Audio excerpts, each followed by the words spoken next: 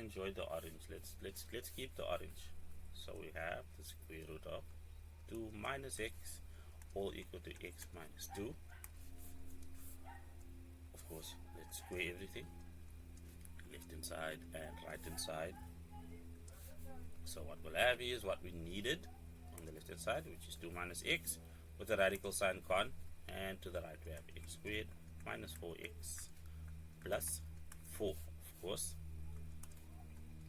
x squared, we need to add a x to the left hand side and subtract the 2. That gives us our 0. But we have to do the exact same thing to the right, so that is plus x and minus 2. So what happens over here is we have minus 3x when we collect those like terms, and plus 2.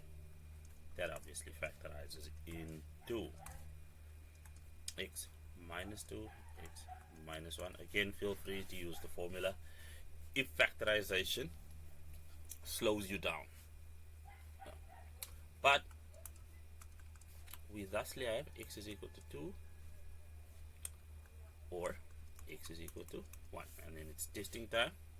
Of course, we'll do it here, and what we have there is if we put 2 into the left hand side, we get a big fat 0, and on the right hand side we also get a big fat 0.